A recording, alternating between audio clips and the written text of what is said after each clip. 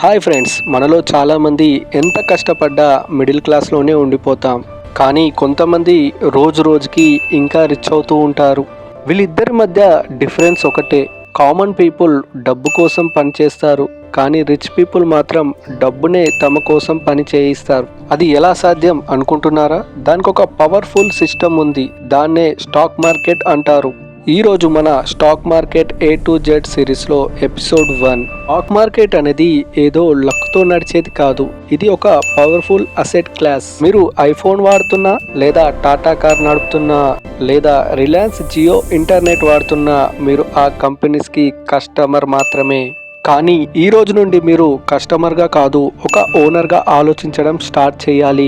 ఒక చిన్న షేర్ కొంటే కూడా ఆ కంపెనీ గ్రోత్లో మీకు షేర్ ఉంటుంది. అది ఎలా సాధ్యమో తెలుసా? స్టాక్ మార్కెట్ ద్వారా. అసలు మన మిడిల్ క్లాస్ వాళ్ళకి స్టాక్ మార్కెట్ లేదా షేర్ మార్కెట్ ఎందుకు అవసరమో తెలుసా? మీ దగ్గర డబ్బులు లేవనుకోండి, మీకు డబ్బులు సంపాదించి పెట్టగలుగుతుంది.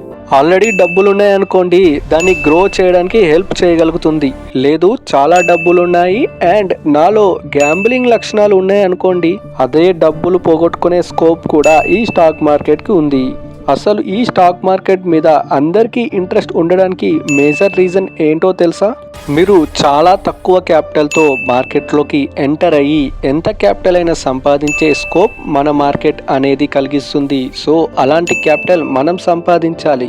ఇంకా ముఖ్యంగా మనం సంపాదిస్తున్న క్యాపిటల్ని పోగొట్టుకోకుండా ఉండడానికి మనకి నాలెడ్జ్ అనేది చాలా ఇంపార్టెంట్. కాబట్టి మన తెలుగు వాళ్ళ కోసం ఆ స్టాక్ మార్కెట్ నాలెడ్జ్ని తేవడం కోసం నేను చేస్తున్న ఈ స్టాక్ మార్కెట్ సిరీస్. అసలు స్టాక్ మార్కెట్ అంటే ఏంటి? మనం వెజిటేబుల్ మార్కెట్కి వెళ్ళి కూరగాయలు ఎలా కొంటామో అలాగే స్టాక్ మార్కెట్లో మనం ఒక కంపెనీ షేర్ కొనుగోలు చేయవచ్చు.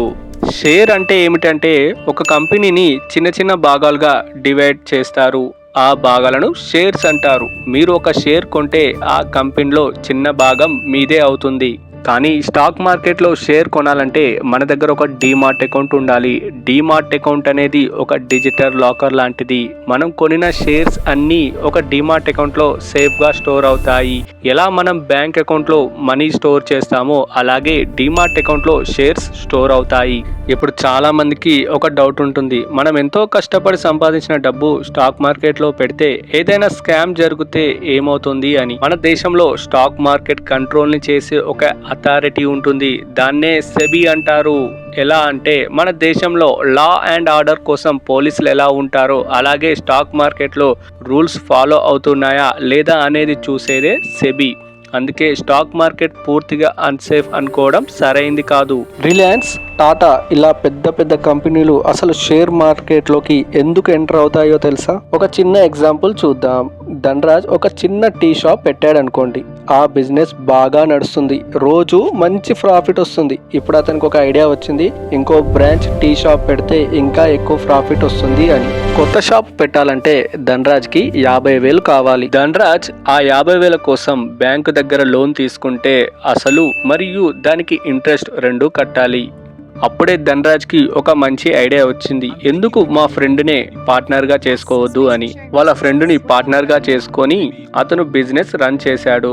బిజినెస్లో ప్రాఫిట్ వస్తే ఆ ప్రాఫిట్లో కొంత భాగం అతని ఫ్రెండ్కి ఇస్తాడు. అదే లాస్ అయితే ఆ లాస్లో కొంచెం షేర్ చేసుకోవాలి.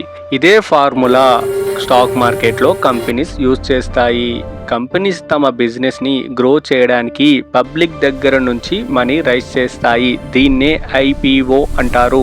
పబ్లిక్ వాళ్ళ కంపెనీ షేర్స్ కొనుగోలు చేస్తారు. కంపెనీ గ్రో అయితే షేర్ ప్రైస్ కూడా పెరుగుతుంది. అప్పుడు ఇన్వెస్టర్కి ప్రాఫిట్ కూడా వస్తుంది.